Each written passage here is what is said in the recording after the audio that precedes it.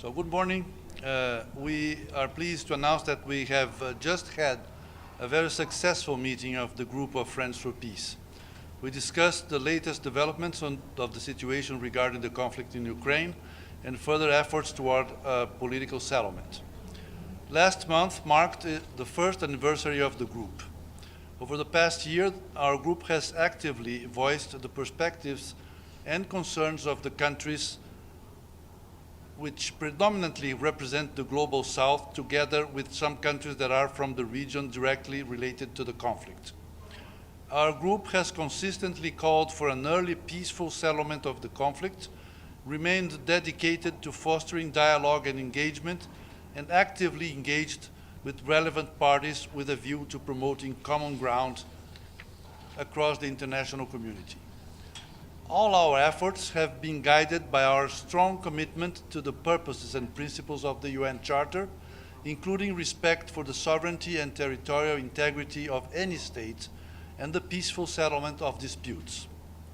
We remain committed to promoting the spirit of solidarity and partnership between nations, as emphasized by the Bandung Principles inter alia. We support all efforts conducive to peace and welcome the recent engagements and talks held between the relevant parties, including the 3 rounds of direct talks between the Russian Federation and Ukraine that took place in Istanbul, Turkey, the meeting between the presidents of the Russian Federation and the United States, the meeting between the presidents of Ukraine and the United States, as well as the meeting between the President of the United States and some European leaders. We call on all parties and stakeholders to seize the current opportunity and maintain the momentum of engagement and talks. Deeply troubled by the prolonged hostilities and the immense negative impacts, this group was among the first to call for an immediate and complete ceasefire, a call we firmly reiterate today. We underscore the need to observe principles for de-escalation and the importance of non-expansion of the battlefield and non-intensification of fighting. We believe that avoiding actions that could further fuel the conflict, including the proliferation of weapons and other means of war into the parties of the conflict, would help pave the way toward a ceasefire and political settlement. And now I'll give the floor to the Ambassador of China. Please. Yeah. I will continue with the Stakeout press release. We reaffirm that only a negotiated political solution, including through inclusive diplomacy and the political means based on the UN Charter, can bring this conflict to an end. The shared goal must be to find a comprehensive, just, and a lasting solution, one that addresses mutual concerns of the parties to the conflict and that leads to a peace agreement, negotiated directly by and acceptable to them.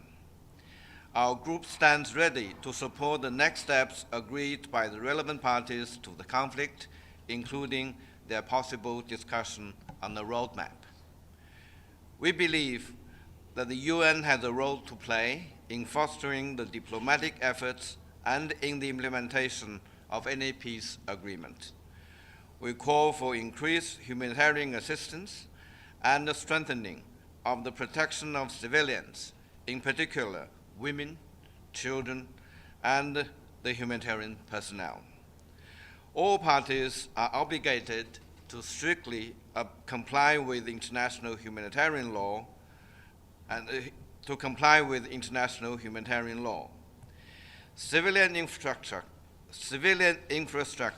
and objects, including nuclear facilities and other installations containing dangerous forces, must never be the target of military operations. We stress that all parties are bound by the principles of distinction, proportionality, and precaution in the conduct of hostilities. We also emphasize the obligation of the humane treatment of prisoners and encourage and support initiatives to facilitate the safe exchange of prisoners of war as a confidence-building measure that alleviates human suffering. We stress the importance of considering humanitarian concerns as early confidence-building measures aimed at rebuilding trust and opening opportunities for dialogue between parties, thus recognizing the role that international humanitarian law and sustaining humanitarian commitments can play in ceasefire or peace negotiations. We are concerned about the negative impact of unilateral sanctions that adversely affect third parties, in particular, countries of the Global South. We stress the importance of safeguarding countries' legitimate right to conduct normal international trade and economic cooperation.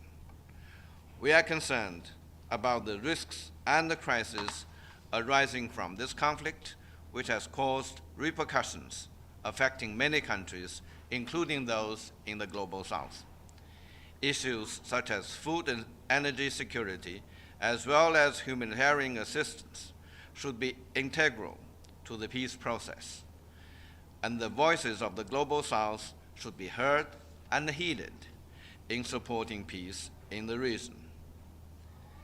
Building on the work of the past year, we, as members of the Group of Friends for Peace, remain committed to maintaining close engagement with one another and with all relevant parties. We will continue to deepen our understanding of diverse perspectives, foster common ground, and play a constructive role in supporting all efforts towards peace. Together, we stand ready to contribute to a peaceful solution to the conflict and a better future for all. Thank you. Ambassadors? No, we are not allowed to answer any questions without consulting with all members, so sorry for that. Thank you. Thank you. Thank you, Ambassador. Great effort.